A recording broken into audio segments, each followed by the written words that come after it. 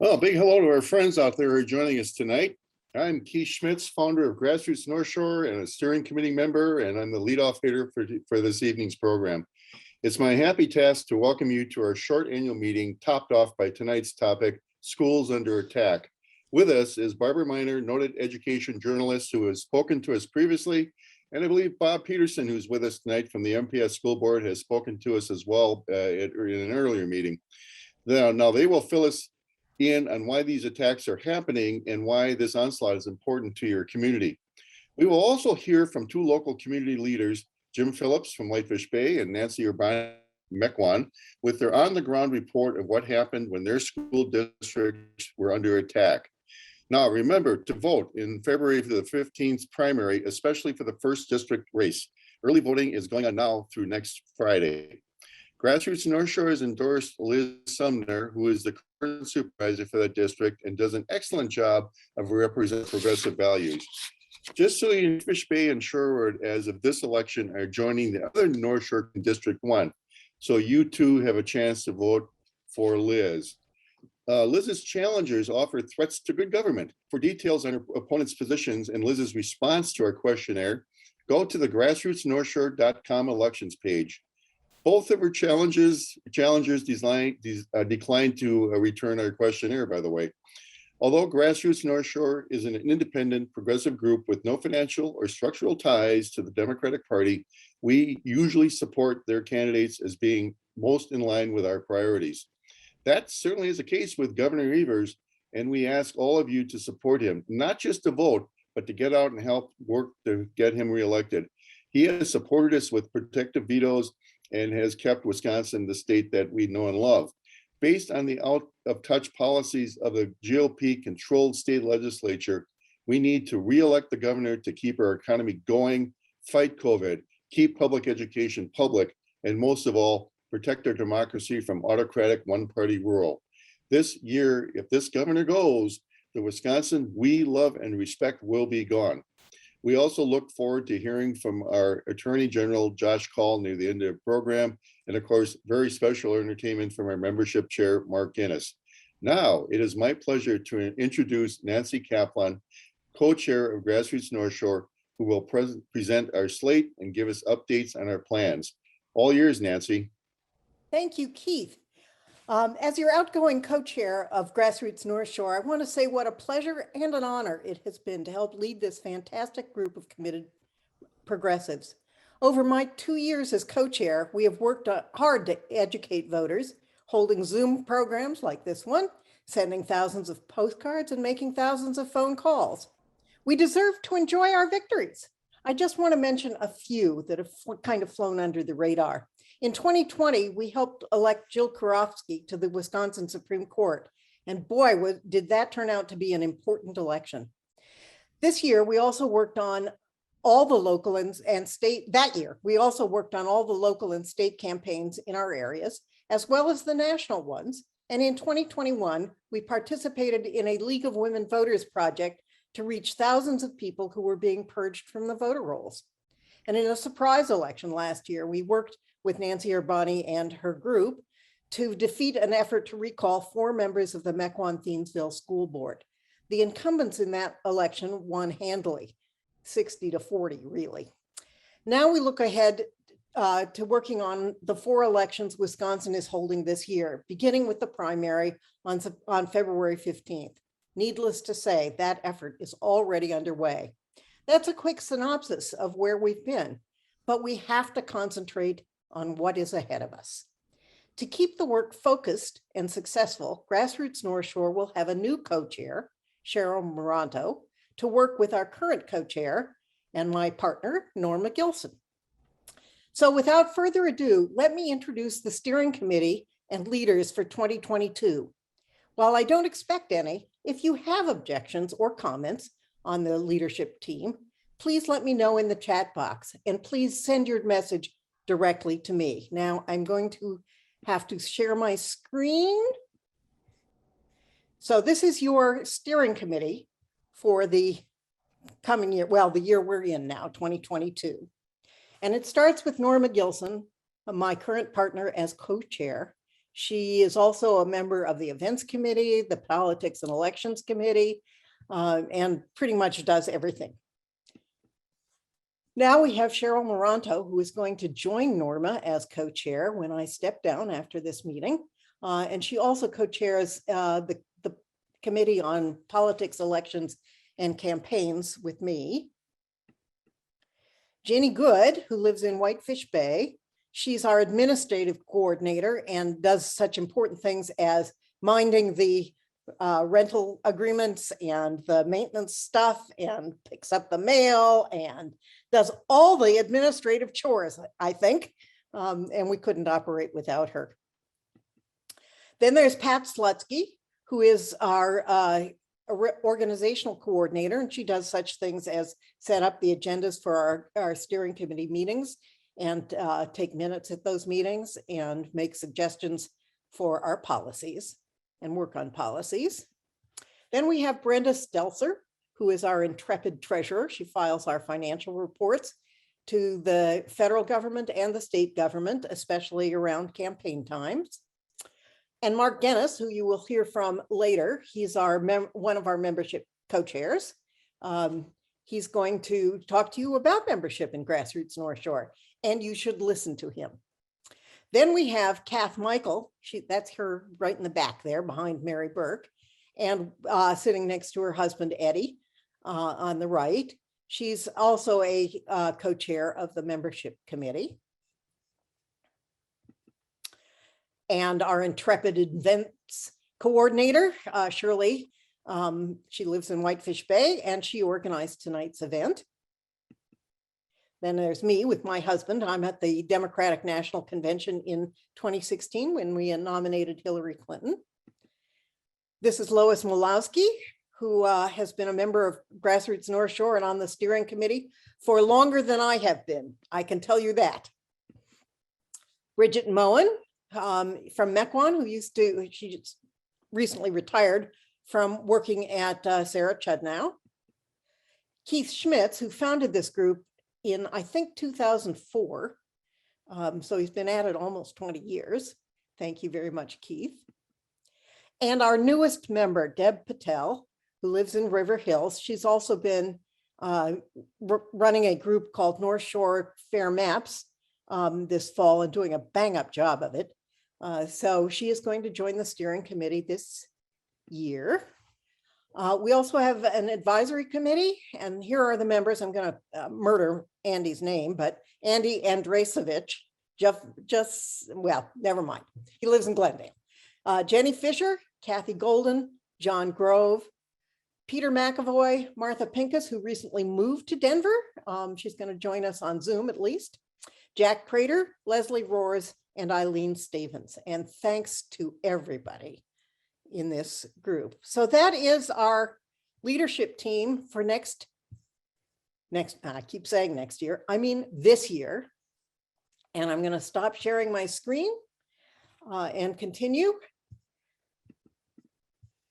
We are planning to distribute this year for the elections. We're planning to distribute leaflets, to write postcards, to make phone calls, and to do what I call mime canvassing, a socially distant and safe way to connect with voters. And of course, we will hold candidate forums and endorse those candidates who share our values. And we put all of the information about the elections that we are able to glean on our elections 2022 elections page. So if you go to our website, click on the elections tab, you'll find everything you need. We will need to work extra hard to overcome some gerrymandered electoral maps in our state and congressional districts. But to keep Governor Evers and Attorney General Josh Kaul and 3 other statewide offices in the hands of progressive Democrats, which they are now, there are no electoral districts. The key to winning is turning out like-minded voters. So when one of us asks you to help our efforts, please say yes. Especially troubling as we face this all-important year is the continuing attack on school boards everywhere, banning books and criminalizing teaching truths about American history.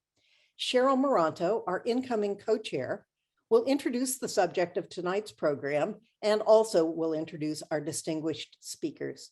So take it away, Cheryl. Good evening, and thanks so much, Nancy. I look forward to helping to lead this phenomenal organization, even as I recognize the very big shoes that Nancy Kaplan has left to fill.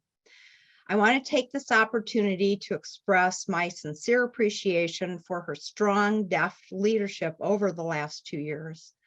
I'm joined by our entire leadership team in thanking her for her tireless work, and I'm very glad that she will continue to lead the Politics and Elections Committee and write our newsletter. Now we must prepare for another make or break election season in Wisconsin. We await the redistricting decision by the Wisconsin Supreme Court, knowing that their least change mandate guarantees a continuation of the partisan gerrymandering from 2010. The only question is how bad. But it is essential to remember, as Nancy implied, that local contests like school boards and municipal races, as well as statewide races, are not impacted by gerrymandering. So not that that's a good excuse not to vote anyway, it's not, but winning these races will be essential for securing our democracy, and we will work tirelessly, and hopefully you will help to get everyone out to vote in these important races in 2022.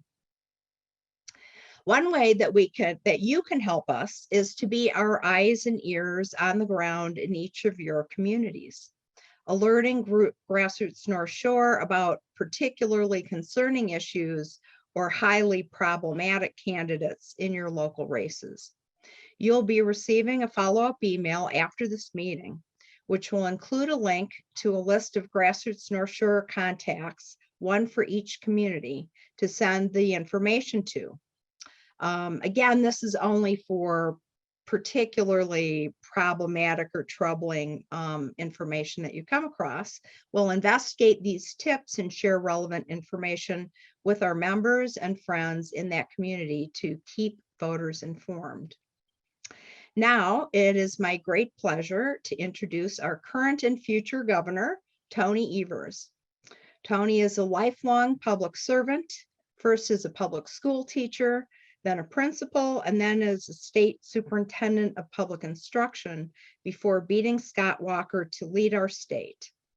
As he aptly points out, his veto is the only thing standing between us and a whole raft of truly terrible legislation. But I will let Tony speak for himself about the urgency of his reelection. Here is our governor, Tony Evers. Governor Tony Evers here. I'm thrilled to join you tonight and support the incredible work you're doing in Milwaukee's North Shore. You are all the progressive voice for these communities, and in 2018, your work helped us defeat Scott Walker and take back the governor's office. And in 2020, you helped protect my veto pen by electing outstanding Democrats to the state legislature. Folks, with your continued grassroots support, we're going to win again this November. But folks, we can't let our foot slip off the gas for a second. We need to keep the governor's office because it's the only thing stopping the Republican agenda from becoming a reality. We have a strong record of getting things done for Wisconsinites, including cutting taxes for the middle class by 15%, fixing thousands of miles of roads and bridges, expanding affordable internet access, restoring the state's funding for our public schools, and supporting small businesses and family farms. Even with the challenges we've had to overcome, Wisconsin is in better shape today than it was in 2018. We have a record budget surplus, low unemployment, and a booming economy. But my work is not finished. That's why I'm running for re-election, to continue moving our state forward. The stakes are high in Wisconsin, whether it's voting rights, access to health care, or funding public education. I know we can make even more progress. My veto pen is the only thing standing in the way of Republican attempts to take Wisconsin backward by passing voter suppression bills and a tax on health care, public education, or the environment. Just this last year, I vetoed 6 voter suppression bills and 5 anti-choice bills, and my position is clear. As long as I'm governor of the state of Wisconsin, I will serve as a brick wall against radical Republican proposals. I didn't spend much time on the ice as a kid, but I'm proud today to serve as a goalie against these outrageous attacks on Wisconsinites. Republicans are eyeing this seat because they want to shove through their radical agenda and help their nominee over the finish line in 2024. The governor is charged with certifying Wisconsin's election results. And in 2020, I certified Wisconsin results like every other governor has done in history. But if a Republican were to take this office, they could meddle with the results and might not certify those results they don't like in 2024. Folks, the stakes are high this November, and I'm going to continue fighting for bold, common sense solutions to tackle the big issues facing our state. But I need your help to win this November. I know this election is going to be a tough fight, but I'm not taking a day for granted. We're organizing earlier than ever and building a grassroots coalition that's ready to win. And Milwaukee's North Shore is a key part in that winning coalition. With your help and continued support, we're going to win this election and continue moving Wisconsin forward. Thank you again for inviting me today, and I'm looking forward to everything we're going to accomplish together this year. All right. So thank you, Governor Evers. As you know, school boards are facing a vitriolic environment throughout the United States, and Wisconsin is no exception. For example, in Oconomowoc, 4 school board members have resigned since August, the latest one in November, because he and his family no longer felt safe in their community, and they have moved out of the community. Of course, we all know about the recall effort of 3 school board members in Mequon-Thiensville, and 2 of those targets have chosen not to run again. In Waukesha, where 8 candidates are running for 3 seats, 3 of the candidates are running allied campaigns and refused to take part in a candidate forum moderated by the noted education journalist Alan Borsuk. Conflicts over COVID mitigation strategies and the removal of books from libraries are all too common in our communities. As a former school board member myself, I know how crucial civility, good faith debate, and community support are to the work of the board, so that it can focus on the needs of students. We must all inform ourselves about the candidates in our school board elections and to help get out the vote in order to protect our schools and our kids from politicization and extremism. Now it is my pleasure to introduce our moderator for the evening, Bob Peterson. Bob is currently president of the Milwaukee Public School Board. He brings years of experience as an activist, teacher, and is past president of the Milwaukee Teachers Education Association. Our keynote speaker is education journalist Barbara Miner, author of Lessons from the Heartland. Thanks so much for joining us this evening, and take it away. Thank you very much. I'm going to have Barbara start, and then I'm going to speak, and then we'll have Jim Phillips and Nancy Urbani speak as well. During the time that we're speaking, if you have a question, please put it in the Q&A venue. It's on the bottom right-hand corner of your screen, hopefully. And then we'll try to get to some of those questions at the end, after some other activities that we're going to have today. So I'm going to turn it over to Barbara, and see you later. Okay. Thank you, Bob. I'm going to focus a bit on the history, and then Bob's going to bring up to date with some of the current attacks. Now, entire books have been written about tonight's topic, which is school boards under attack, who's behind it and why. But in terms of education, I'd like to first focus on 4 interrelated issues. First, public education. Second, democracy. Third, race. And fourth, the false rhetoric of choice. Now, in terms of who, my advice is simple: you follow the money. What sometimes seems to be independent grassroots organizations are often part of a well-funded national network.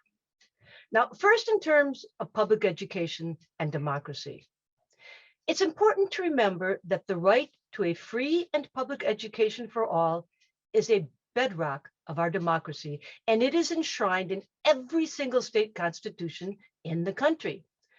Now, as much as I would like, there's no such comparable right to healthcare, housing, or jobs. But as states wrote their constitutions, there was a keen awareness of the importance of public schools. When I first began writing about vouchers, oh boy, over 30 years ago, and by that I mean public tax dollars funding public schools, I'd mentioned the importance of public schools as an essential democratic institution, and some people would say, you know what, people don't care about democracy, just talk about education. Today, however, there's a growing awareness of the fragility of our democratic structures and the importance of defending what we have, as flawed as they might be. Now, on the issue of race, as is increasingly clear, race shapes every public discussion in this country.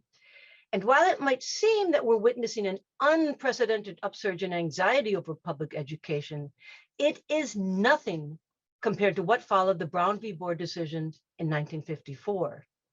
That decision struck down not only segregated schools, but perhaps more important, the entire structure of Jim Crow and separate but equal policies. Before Brown, whites tended to unequivocally support their public schools. After Brown, no. Suddenly, concepts of parent choice and vouchers came to the fore. Interestingly, the very first use of vouchers in this country was by whites in Prince Edward County, Virginia, and they used vouchers to escape desegregation and attend private, whites-only academies. The county's public schools, serving African Americans, meanwhile, were shut down. On a theoretical level, today's voucher movement is grounded in the work of economist Milton Friedman, who argued in 1955, the year after Brown v. Board, that funding of public schools, well, it should be replaced with vouchers. But at that time, vouchers were so associated with opposition to desegregation that Friedman's views did not gain very much traction. Enter the Bradley Foundation at a critical juncture to change the debate. A little history on the Lyndon Harry Bradley Foundation. Based in Milwaukee, the foundation has long been a key player in the voucher movement and attempts to privatize education. Today, it has a policy of walk softly and carry a big stick and tries to stay out of the news, but its power is undeniable. It helps institutions locally and makes sure to, such as the Milwaukee Rep or the Milwaukee Public Museum. But the big money goes to national groups promoting free market ideology, often at the expense of democratic institutions. In 2021, with an endowment of roughly $850 million, Bradley gave out more than $43 million in grants. And you name a prominent conservative policy group, and they likely receive Bradley money. Nor has Bradley limited its involvement in right-wing causes to education. They are, for instance, neck deep in Trump-associated attacks on democracy. Now, there's a very good article in the New Yorker this fall called "The Big Money Behind the Big Lie," and it outlined various right-wing initiatives to overturn the 2020 election and help ensure a Republican victory in 2024. While often the work of seemingly independent grassroots activists, these attempts to overturn the election were funded by a network of national organizations and, as the New Yorker article noted, quote, "These disparate nonprofits have one thing in common. They have all received funding from the Lyndon Harry Bradley Foundation. Based in Milwaukee, the private tax-exempt organization has become an extraordinary force in persuading mainstream Republicans to support radical challenges to election rules, a task once relegated to the far right," end quote. Now, Bradley's first involvement with school privatization was in 1986 when it helped fund the book Politics, Markets, and Public Schools. The voucher movement, which had almost died, was repackaged as choice. Now, choice is a concept as American as apple pie, and using the term was a brilliant, brilliant marketing strategy. Individual choice has long been considered, rightfully, as a component of liberty. As a woman, for instance, I have long supported a woman's right to choose. And in education, when used appropriately and under democratic control, choice can and should help ensure that public schools are sensitive to the varying needs of students, families, and communities. But But just as the terms states' rights was code in the 1960s for opposing federal civil rights legislation, today, choice has become code for initiatives that funnel public tax dollars into private voucher schools or privately run charters. It is code for policies based on markets and individual decisions driven by a consumer mentality rather than what is best for all children. School choice, like the choice between Coca-Cola or Pepsi, is essentially hollow. And over time, this emphasis on individual consumer choice has undermined the collective choice for public schools that serve all children. Education, rather than a bedrock of democracy and promoting the common good, is being transformed into just another marketplace product where, more often than not, what you buy depends on the size of your bank account. So when all is said and done, the main result of the voucher movement in Wisconsin has little to do with choice or education opportunity and everything to do with money. It has been a vast transfer of public dollars out of public schools into privately controlled voucher schools. So in Wisconsin, there are now some 357 voucher schools, and payments last year to those schools from public tax dollars came to almost $450 million last year.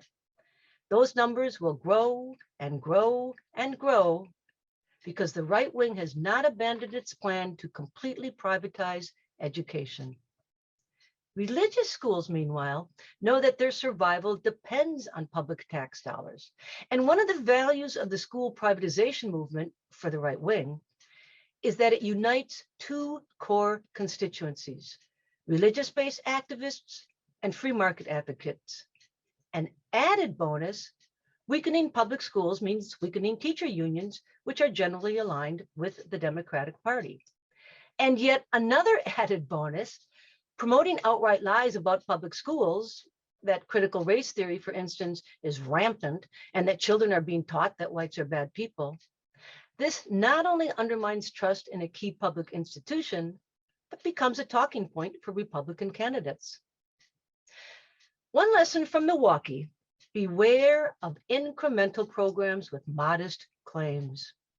The Milwaukee voucher program, for instance, was billed as an experiment and began in 1990, serving 340 students at 7 non-religious schools. Only low-income students could receive a voucher. But even then, the right wing had more ambitious goals. As a right-wing strategy paper noted, vouchers for low-income students were a viable beachhead, quote, a way to win and hold new ground in the long march to universal school choice, end quote. Now, I promised I wouldn't do a PowerPoint and lots of slides, but this is indeed one slide that kind of says it all, from Milton Friedman, about the ultimate goal of privatizing education. Okay, now another point about the false promise of choice. For instance, in a private school, one generally has fewer choices and rights than in a public school. You do what you're told, or you can get kicked out. Now, in all the decades of debates about vouchers in Wisconsin, there has been little discussion about the fundamental differences between public and private schools. For instance, private schools can sidestep basic constitutional protections, such as freedom of speech or due process, when students are expelled. Religious voucher schools can teach church doctrine that is at odds with public policy. For instance, basing their science classes on creationism, or teaching that homosexuality is a sin, or that women should be obedient to men. Nor do private voucher schools have to follow Wisconsin's open meeting and records law. As a result, even though there are voucher schools who do not have a single student privately paying tuition and are completely dependent on public tax dollars, these private schools can sidestep fundamental democratic principles of transparency and public control. Now, interestingly, Wisconsin's voucher programs have never been put to a democratic vote. but have been promoted by Republican governors and legislators in Madison. And throughout the United States, every time that vouchers have been put on the ballot, they have lost. So I've been writing about education controversies for 3 decades. And one final lesson, these issues will never go away because the struggle to build a vibrant, multiracial democracy will never go away. Sometimes democracy wins, and unfortunately, sometimes the free market ideologues win. But the controversies never disappear, they merely evolve. So public schools are an essential institution, not only for the education of our children, but also the preservation of our democracy and our commitment to the common good. They are worth fighting for. So thank you. I'm going to turn you over to Bob here, who's going to bring you up to date with some current controversies and what's happening with the right wing and their attacks going on somewhat today. Hold on while we switch chairs here.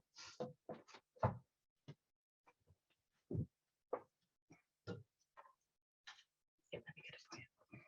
Okay, Bob's presentation. Hello, I am back. And thank you, Barbara. Certainly what's going on today in this country is partially due to Trump's legacy, how he normalized attacks on the public sector and normalized white supremacy, both of which are continued today to be promoted by Republicans at the state and federal level. The RNC's recent statement that the January 6th attack on the nation's capital was just a matter of legitimate political discourse is such an example. Trump's actions emboldened the right wings, especially the white supremacist groups, and the anti-public sector free market agenda of the Bradley and Koch and others. These foundations use their web of think tanks, legislative policy groups, legal organizations, and AstroTurf groups to further their agenda. Specifically, Koch and Bradley increased and prioritized their funding to think tanks such as the Heritage Foundation, the Heartland Institute, the Manhattan Institute, and several more. In Wisconsin, these think tanks included the Wisconsin Policy Research Institute and the State Policy Network. Koch and Bradley also organized or supported organizations of lawyers, like the Wisconsin Institute for Law and Liberty, to add litigation to their arsenal of weapons to further their anti-public school agendas. The think tanks put out policy reports and articles spreading doubts about progressive initiatives and in some cases, Biden's victory. Seizing on the confusion and dangers of the pandemic and the growing racial tensions, they weaponized people's fear and directed it against the federal government and our local school boards. Now, according to the progressive group On Koch My Campus, prior to the January 2021, when Biden became president, only 8 articles had been written about the critical race theory. In the next 5 months, 72 major articles were written by prominent national think tanks. To put it another way, the anti-critical race theory zeal that swept the state legislatures was part of a coordinated dark money campaign. Another group, ALEC, the American Legislative Exchange Council, which has received millions of dollars from Bradley and Koch, played a huge role. They created model legislation to ban critical race theory, so-called, increase voter suppression, and limit government authority to issue public health mandates. The Bradley Foundation earmarked $600,000 for the ALEC's controversial voter management campaign software. Now, these foundations continue to pour money into AstroTurf organizations like the Moms for Liberty, Americans for Prosperity, Parents Defending Education, the Independent Women Forum, and the American Federation for Children. Nearly 35 legislatures are considering anti-CRT legislation, and they've passed in about 11 states. Here in Wisconsin, we've seen these issues of teaching about race or wearing masks explode into controversies, both at the school board level, at our libraries, in the courts, and in our state legislature.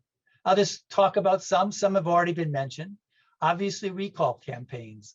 According to the nonprofit Ballot Media, Since March 2021, the Wisconsinites have attempted recall petitions against 36 members in 16 school districts, and we're second in the state.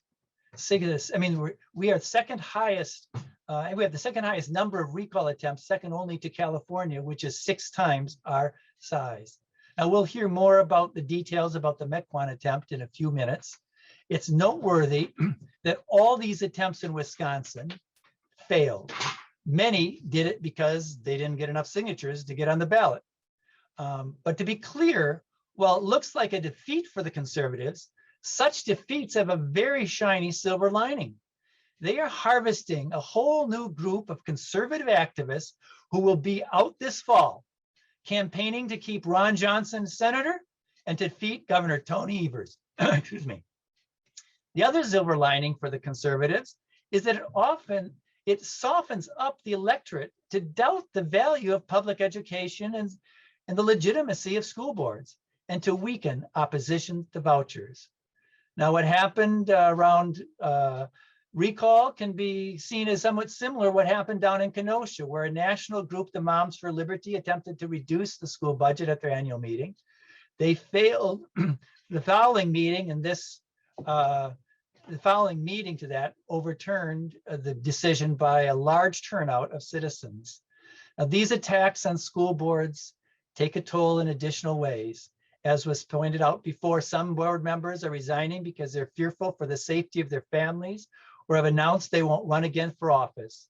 Board members in Oconomowoc, North Fond du Lac, and Beaver Dam have resigned this past fall before their terms are up. Similarly, city, county, and school libraries are under attack as fear campaigns play on white people's racist and homophobic sentiments. In Texas, the legislature has put out a list of 850 books that should be removed from all school libraries and is trying to make that state law. Many of those books are about people of color and written by people of color. And think of lawsuits. Wisconsin Institute for Law and Liberty, which receives substantial support from the Bradley Foundation, has engaged in several lawsuits ranging from limiting what the governor can do regarding public health, to voter suppression, to gerrymandering, and more. But the Will's activities go much deeper, and then they're just their reactionary litigation. They issue dozens of public record requests each year. And let me give you a concrete example. On March 19, 2021, Will requested from MPS that the school board turn over any lesson plans or any material used by teachers at 2 specific high schools in preparation, I quote, in preparation for class or used in the classroom or provided to students in the entire 2021 school year that included the following terms: Black Lives Matter, or BLM, anti-racist, systemic racism, Trump, 1619 report, climate change, marginalization or marginalized group, white privileged or whiteness, Me Too, and Christopher Columbus. This was nothing more than a fishing expedition to try to catch a word or a phrase that can be taken out of context to smear public schools. And please note that this would never have happened at a voucher school, because as Barbara pointed out, they're not subjected to the open meetings or open record laws or regulations. Will has made such requests of districts across the state, and people are worried about how such information might be twisted to further turn parents against public education and limit our ability to provide truthful presentations of our nation's history. On Will's website, they have quotes from documents from nearly a dozen different school districts trying to intimidate them. One example of this form of intimidation I learned recently when talking to a friend who is an assistant principal in a school in a suburb north of Milwaukee. He said he has been instructed not to use the word equity in his communications with staff or parents. And last but not least, of course, we have the Wisconsin State Legislature, where there is a nonstop stampede of proposed legislation that encourages voter suppression, attacks schools for teaching about racism, and furthers the privatization of schools. The most recent is that of Alberta Darling, Senator Alberta Darling, with her proposal to split up MPS into 4 to 8 districts. It's a proposal that is destined to the dustbin of history if Eva wins in November. If not, everything is up for question. Even more sinister than her attack on MPS, she is attacking all public schools in Wisconsin by suggesting that we remove the income limit to the state's private school voucher program. Such an action will severely hurt school districts throughout the state. I close with a quotation from Arundhati Roy, an activist and writer in India, where there are ongoing battles against privatization of public institution. She says, quote, "The privatization of essential infrastructure is essentially undemocratic." Thank you. Now I'd like to introduce James Phillips and Nancy Urbani. James Phillip, as a resident of Whitefish Bay for over 40 years, has served as a member of the school board for 3 terms and was a past president. He continues to be active in the Whitefish Bay Public Education Foundation. He has been a longtime supporter of public schools and has been chosen by residents to run several annual school board meetings.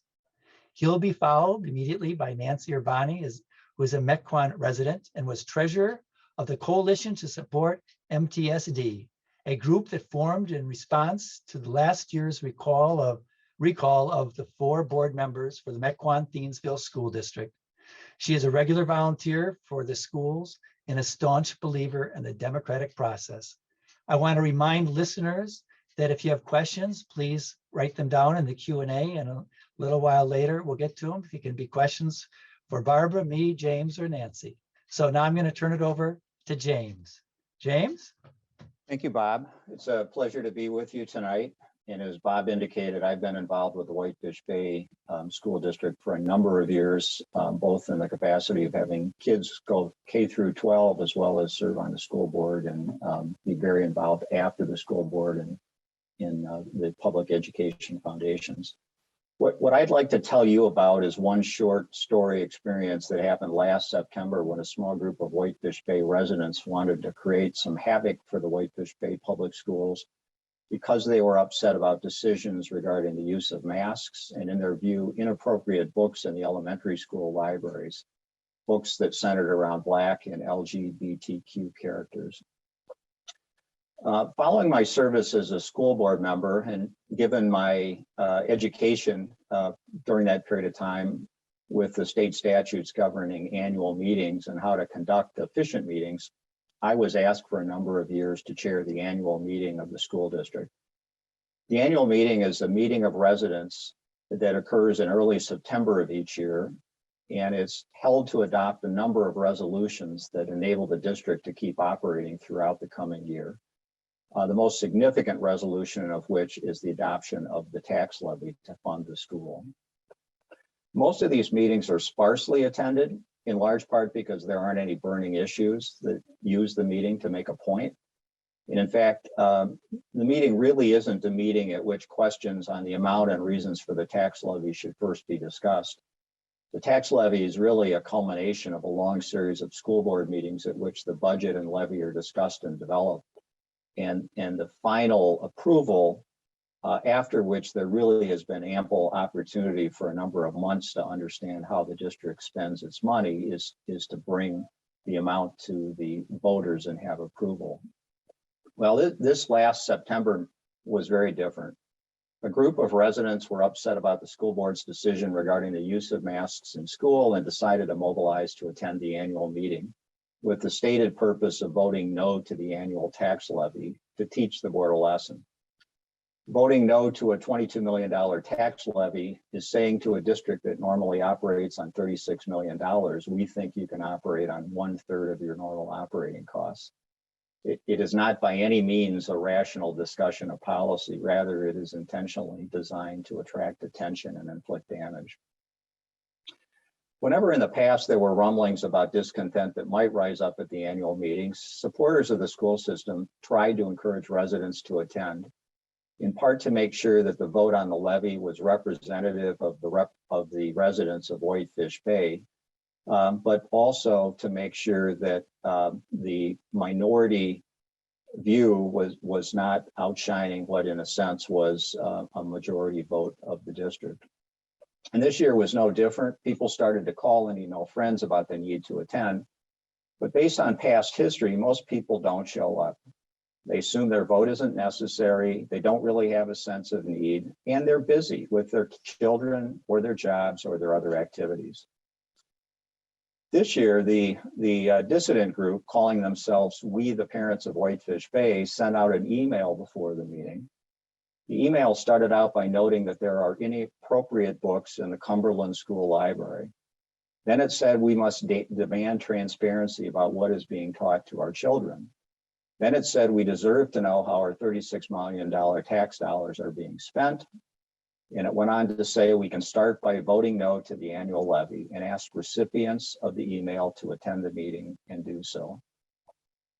The email went on to list some of these inappropriate books in the words of the email that, quote, teach our children that white people are inherently privileged and Black people are oppressed, and that white police officers shoot Black men intentionally, unquote.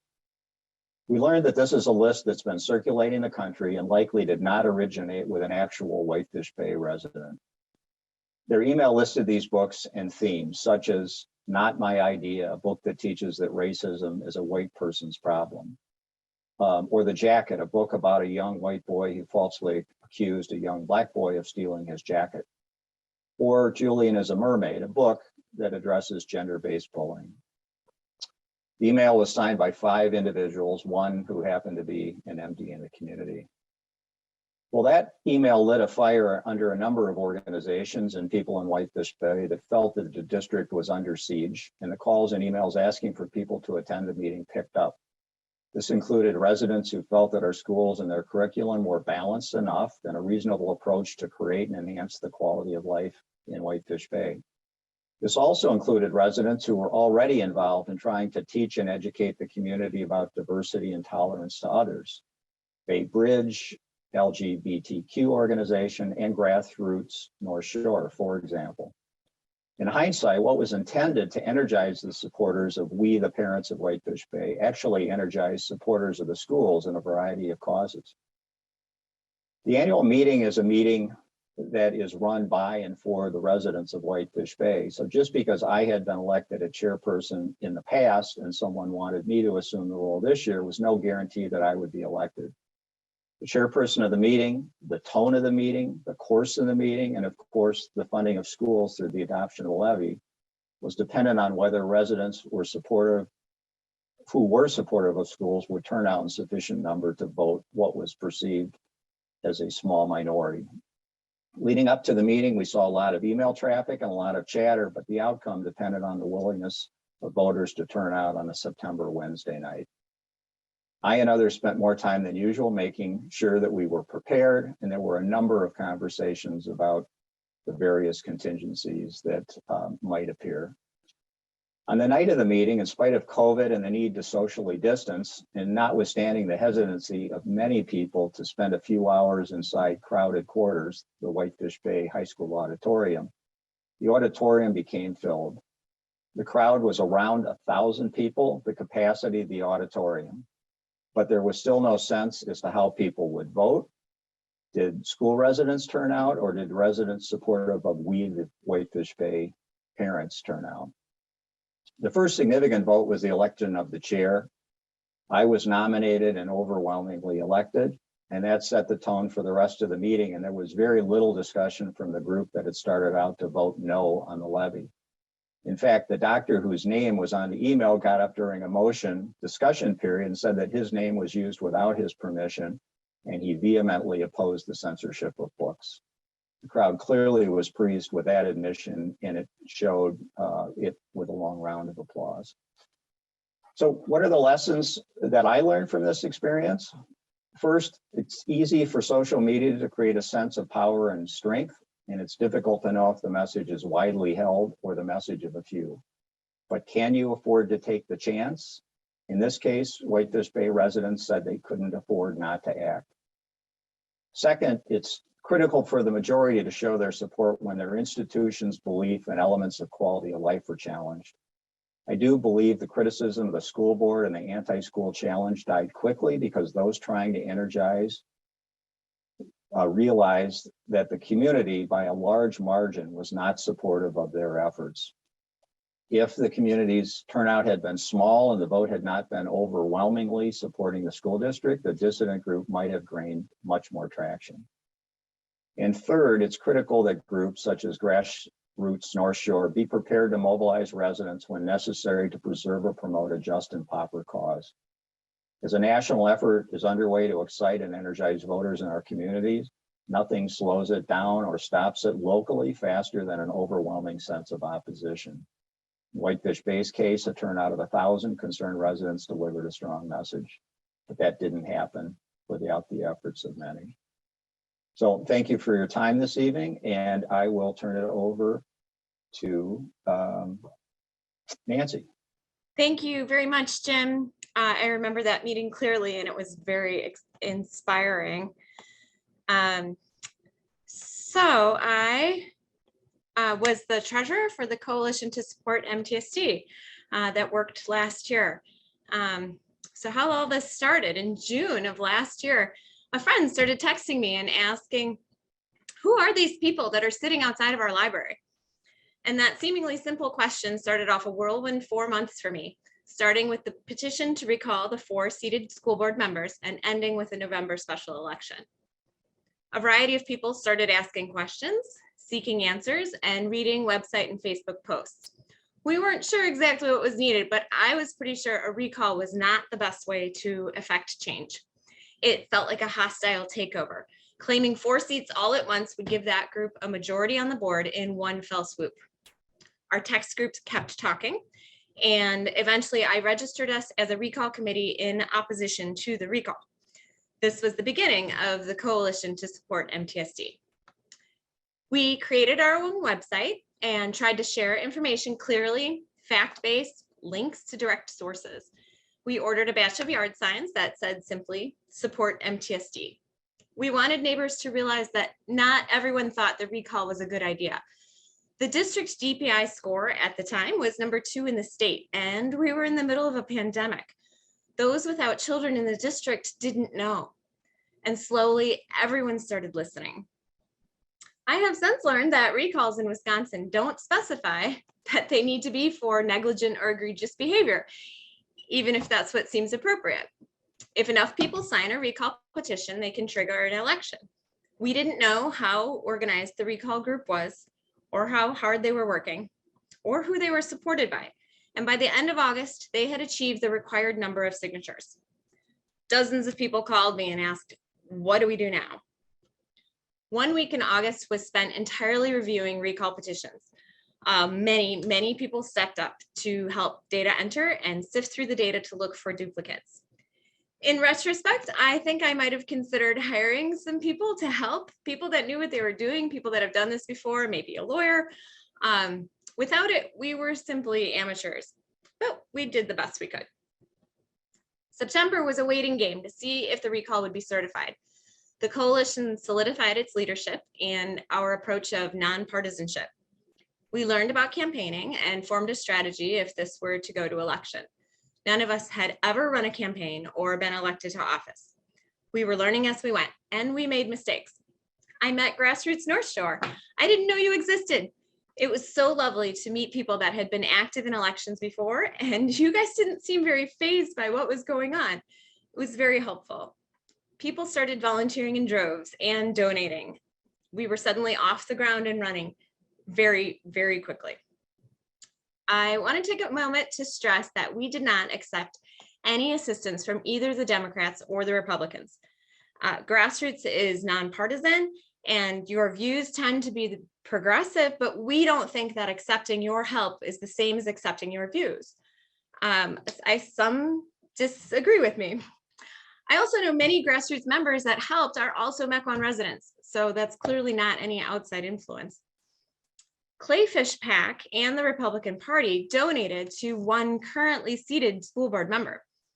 I know that Clayfish and the Republican Party were heavily involved with the recall. She held a rally outside our library. That was partisan assistance. One reason I'm against the partisan interference for nonpartisan elections is the money. The vast amounts of money that were poured into the recall outstripped any of our city's mayoral elections. Having to have that much money for a nonpartisan local election is what will drive away civil, calm, regular people from participating. Local elections should be neighbors wanting to volunteer their time and talent to better their community.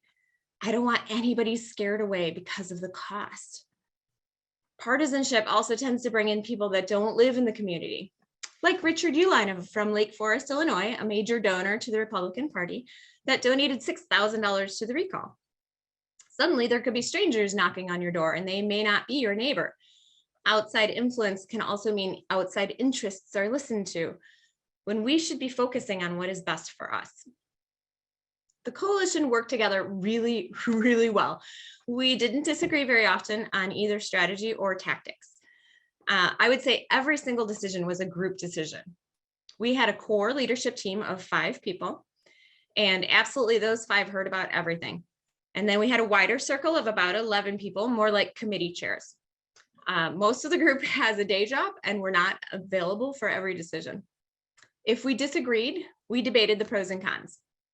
We took turns calming each other down and trying our best not to make decisions based on emotion. But this is our town, these are our children, and emotions could not be eliminated, I think, on either side. It gets really hard to step out of the whirlwind, to slow down the bus, and you just look ahead to election day. Right now, 5 Mequon residents are running for 2 school board positions. Please check out the coalition website for more information at www.supportmtsd.com. Early in-person voting for the primary is open in both Mequon and Thiensville on weekdays. The coalition itself is not seeking any volunteers or donations at this time, but instead routing everyone to the candidate websites. I am really happy to see multiple candidates. I think our government works best when there's a choice for the voter and when voters research those choices.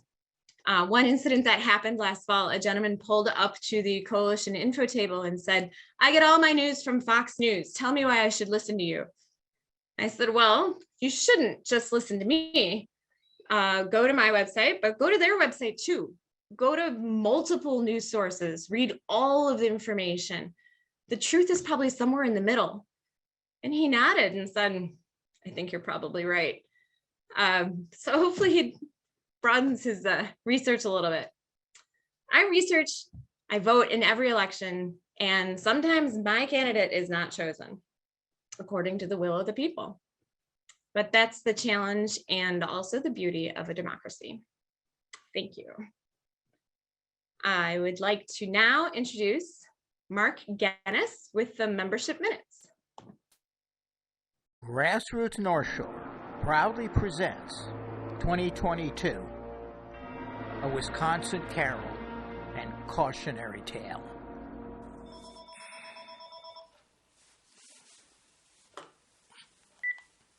Hello. Hi, Shirley. You want me to help with campaigning this year? I don't think so. I'm tired, burned out, sick of the whole political scene. I'm sorry. Bye-bye. Now what? Call from wireless caller. Hello? I'm to expect a visitor at 3? That's the middle of the Packer game. Oh, 3 a.m. Sure. Whatever. Bye. What a jerk.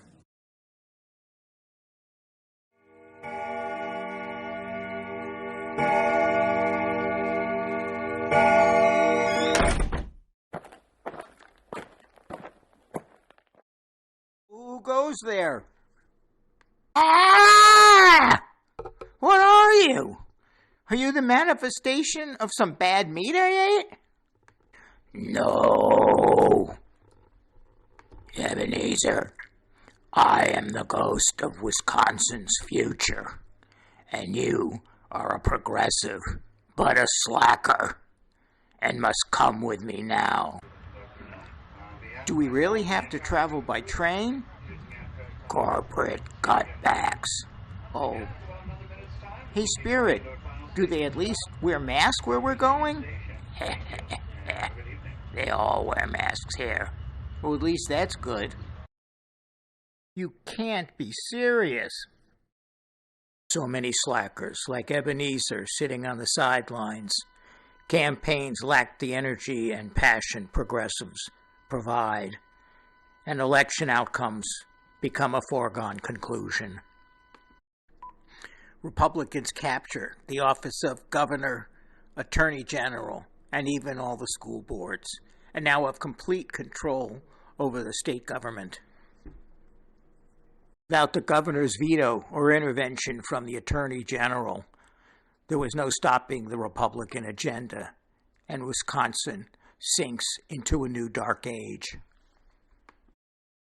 Each school day now ends with a reading from the library book. A new voting law was easily passed through the state legislature and signed into law by the new Republican governor. This is insane. It says you can't vote unless you donate to Republicans? We are in America, aren't we? Protesting at the state capitol is now forbidden, and Republican guard dogs are everywhere. The DNR now becomes the Department of Do Not Regulate. Businesses may thrive, but the environment won't. Oh, Spirit, tell me that my sloth-like behavior doesn't lead to this. Ebenezer, come here and see. Oh, Spirit, I fear this most of all. Oh, no, no, no, no, no, no, no! No, no, no, no, no. Oh, God, what a nightmare. It was horrible. Oh, let me check something. Hey, Siri, who are the current Attorney General and Governor of Wisconsin? Tony Evers and Josh Call. Yes, yes, yes, yes. There's still time. There's still time. Let me call Shirley. Oh. Hello, Shirley? It's Mark. Forget all that crap I said yesterday. No, I'm 100% in. No, I'll do canvassing, lit drops, postcard writing, calling legislators, demonstrating. I'll even do phone banking. In fact, I just recruited someone who loves phone banking and has great power of persuasion. Right? I love phone banking.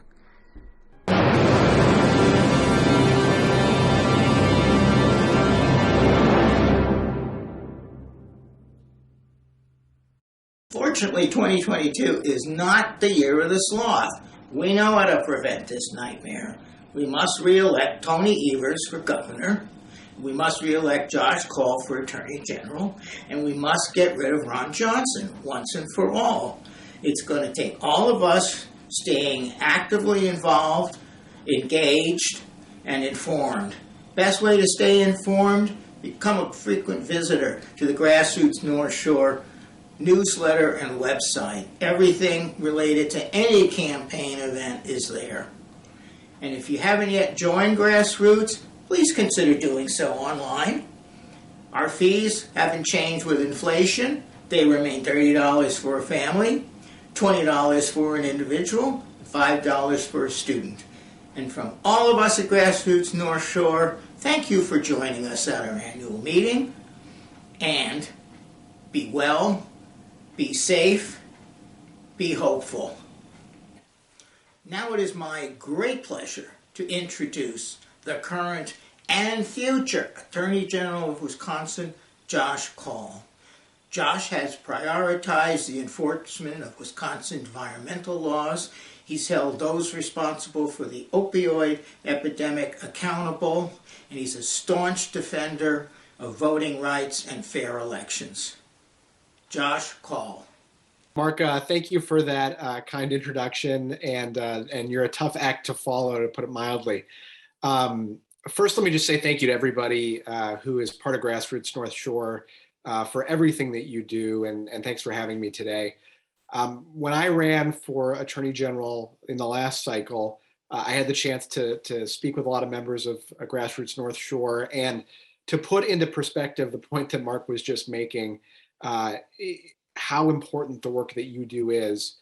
I want you to think about the margin of victory in a lot of different races in Wisconsin. In 2018, I won by 0.65 percentage points, a little over 17,000 votes.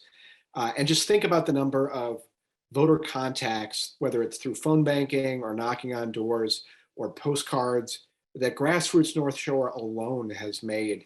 And of course, my election was not the only one that's been that close to Wisconsin. We've had 4 out of the last 6 presidential elections decided by less than a percentage point. So thank you to everybody who helped us succeed in 2018.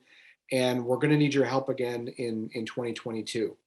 So let's talk a little bit about what's happened since Governor Evers and I took office. And actually, even before we took office, which was that the Republicans, after we were elected, decided to subvert the will of the voters by passing legislation that was designed to undermine the authority of the governor's office and of the AG's office.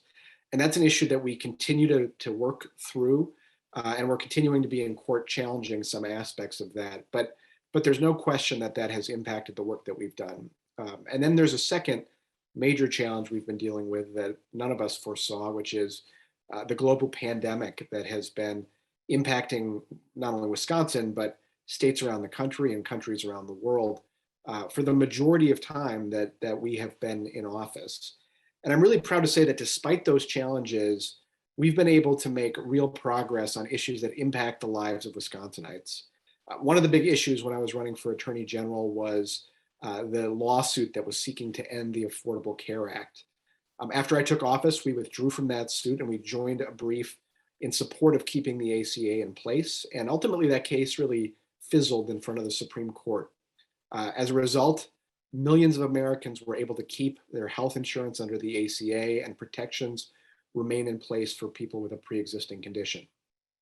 We also talked about the mishandling of the backlog of untested sexual assault kits from the prior administration. Well, we completed the testing of those kits, and then wherever there was foreign DNA identified, we ensured that a review was conducted, and there have now been a number of investigations and even some prosecutions and convictions resulting from the testing of those kits. But we also wanted to go farther and make sure that there would never be a future backlog of untested sexual assault kits in Wisconsin. And recently, legislation was passed and signed into law that we fought for throughout my administration that's going to help stop Wisconsin from ever having another backlog. We also said we would take the opioid epidemic more seriously and hold Big Pharma accountable for the role that it's played in the epidemic. And we've done exactly that. And Wisconsin, as a result, is in line to recover now over $400 million that's going to go to communities across the state to help with the fight against the opioid epidemic.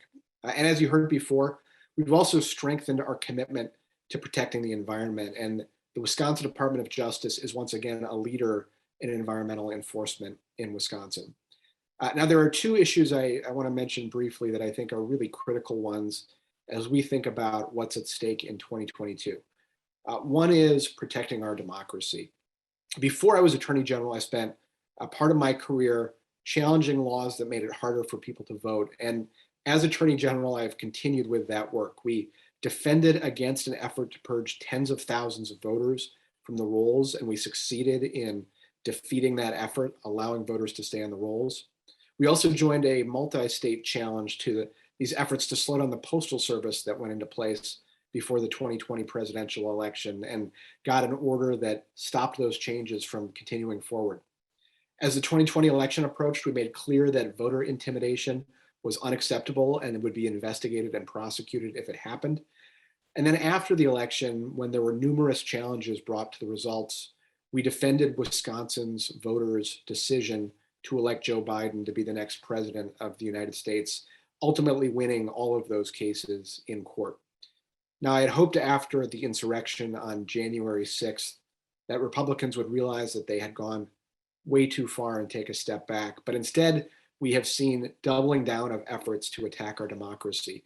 There's the Gableman sham investigation, which I have been outspoken in criticizing and which we are working to fight against by challenging some of the subpoenas he's issued.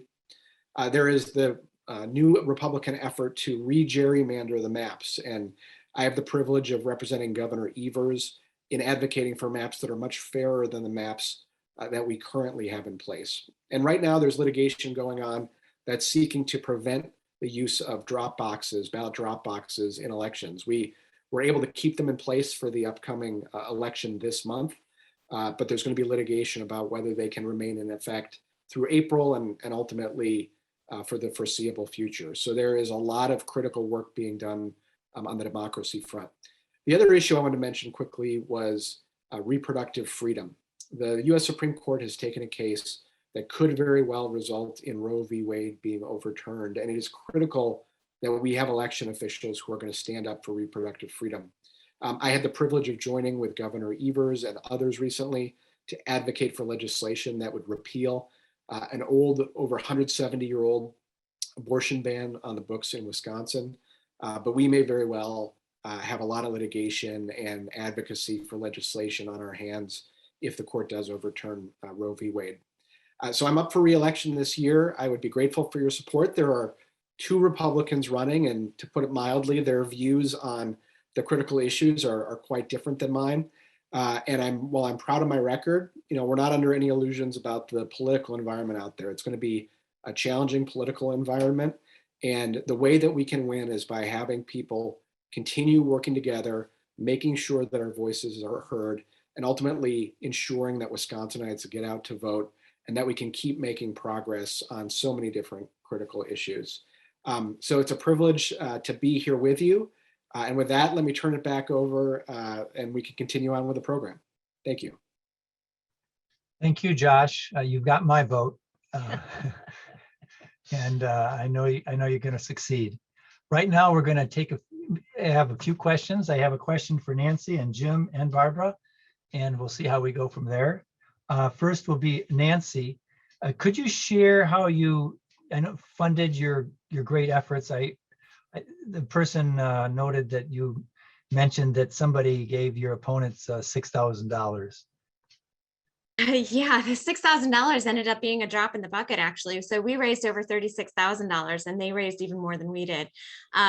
So the money raising started because we decided to ask, we mentioned a suggested donation amount for our yard signs. So we were, the yard signs, it started at $5 and then we suggested a $10 donation. And that got things really kicked off. And once we started the website and emailing people with an email list and telling people how they could get involved, we always listed donating as one of the ways to get involved and just had a PayPal link on our website to donate. I think we ended up with about 96% of our donations were from Mequon-Thiensville residents. Impressive. Thank you. Jim, are the upcoming school board elections expected to be controversial in your community? I haven't heard of any great controversial issues, but I would tend to think, given what's happening across the state and elsewhere, that it's not surprising that there won't be some issues that are designed to try to energize certain people to come out and vote. But so far, I really haven't heard much. And when are your next elections? Coming up in the spring. Yeah, okay. And Barbara, does the Bradley Foundation care whether people know about their contributions?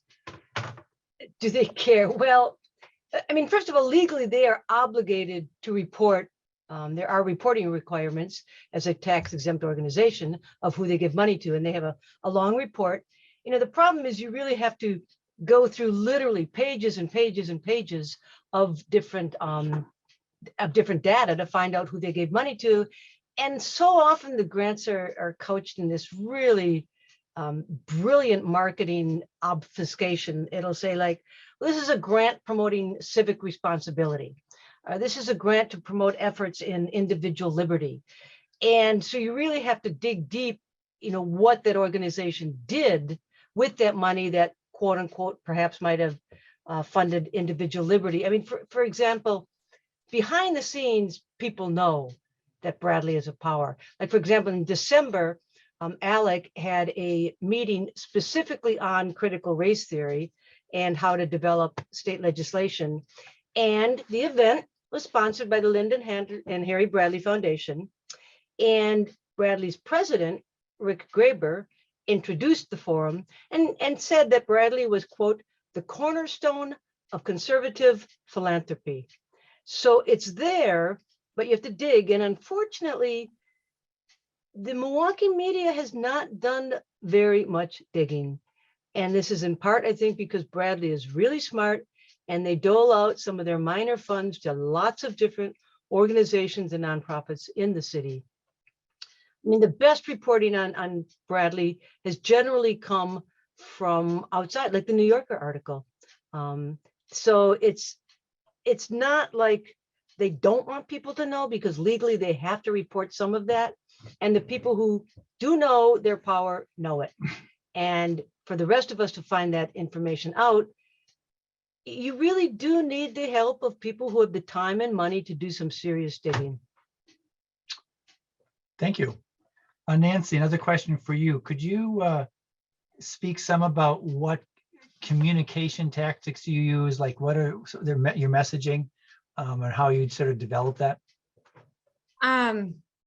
Well, we had communication tactics. We had a huge, long list of communication tactics that we deployed in October, of how to reach all of the voters. We used a website and we used social media, and we had an email list.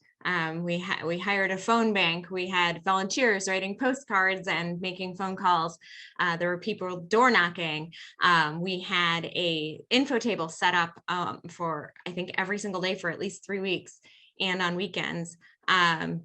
We just tried to reach people in every possible way. And then the messaging itself, we really just tried to focus on our values and speak those up front. Tried to not take not make it a negative campaign in any way, but really, really stick to the high road, stay positive all of the time as much as possible, and explain to people why our school district is great and doing fine, and encouraging people to participate and vote in the regular elections. Thank you. Let's see, another question that came in that I think I'll try to answer is, what is the motivation of Alberta Darling and her co-conspirators in introducing the bill to break up MPS? Well, that's a good question. I mean, I can't speak for being inside her mind, but I think MPS, it's clear that historically, attacking MPS by certain legislators is a commonplace activity. Whether there's been several attempts to both make it to get rid of this elected school board and have a mayoral attempt, mayoral control, and also to put another attempt with under Scott Walker was to get a czar to control schools that were not failing, and that were failing, so-called failing. But I want to say this about Alberta Darling. I know that originally when she first got in the legislature, she was seen as a moderate Republican who helped the public schools. And I assume it's because she was connected with some school board members and others from the North Shore. And I just have to say that she was also on a recent Blue Ribbon Commission, a bipartisan Blue Ribbon Commission in 2019, Republicans and Democrats. And they came out with a really remarkable set of recommendations. One, that there should be much higher support for students with special needs. Right now, it's only 28% of the cost of a special needs student that is given to a public school. If you're in part of the private school voucher program for students with special needs, the school gets reimbursed at 90%. Big change, big difference. This bipartisan commission asked to have that increased, asked to have funding for students who have English as a second language increased. Wisconsin has the lowest support of any state of students with special who are learning English as a second language, and there's a lot of students throughout the state who are in that category. They also asked for more money for early childhood, and finally, the recommendation was that there should be an annual payment to each school based on the number of students. I mean, per pupil funding, and that it should be kept up with inflation. And that's what has happened. That's the way it's been historically in Wisconsin, but it didn't happen this year, and it's not going to happen next year unless things change. And so one of my, I know I'm making a sort of a long pitch here, but I think we should encourage the Republicans to look at the bipartisan Blue Ribbon Commission that many of them signed on to, and we could really make some progress. And I'll add that, as others have stated, as the governor stated, we have a huge amount of money available, even if you take $1.5 billion for a rainy day fund. So hopefully some of the Republicans will decide to work with the Democrats around the Blue Ribbon Commission. Let's see, another question. 1 second, and we'll just get one. Let's see, how do local residents see their work in the long run?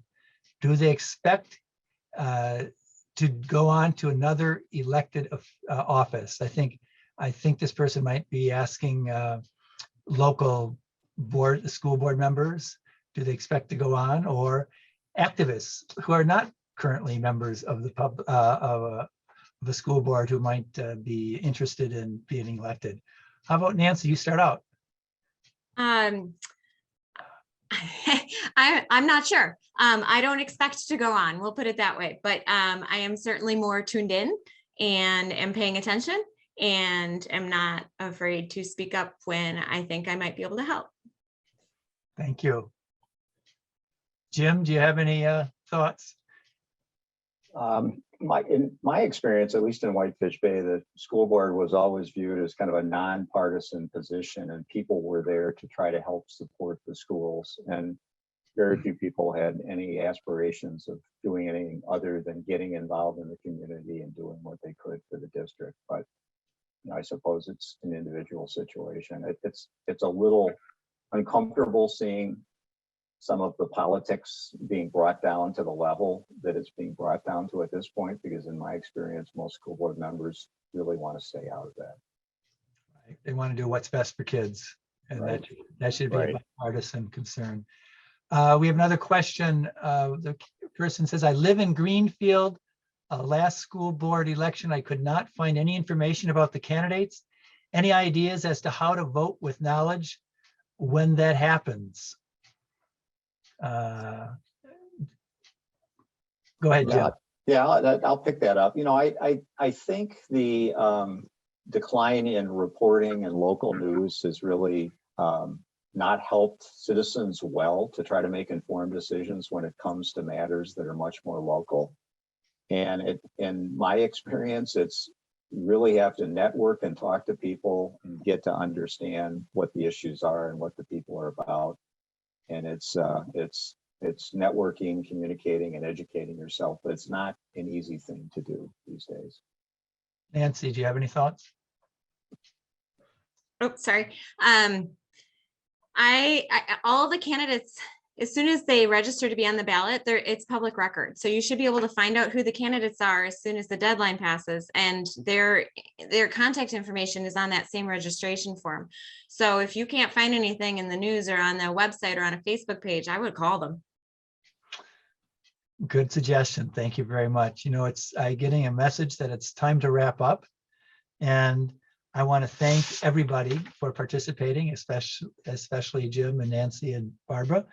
And I want to remind people that you will be getting a follow-up email, and please engage with your North Shore group. It's an honor to have been asked to participate. I know Barbara feels, I don't want to speak for Barbara. Yeah, he doesn't speak for me, but I also feel honored. So thank you, everybody. You guys do good work.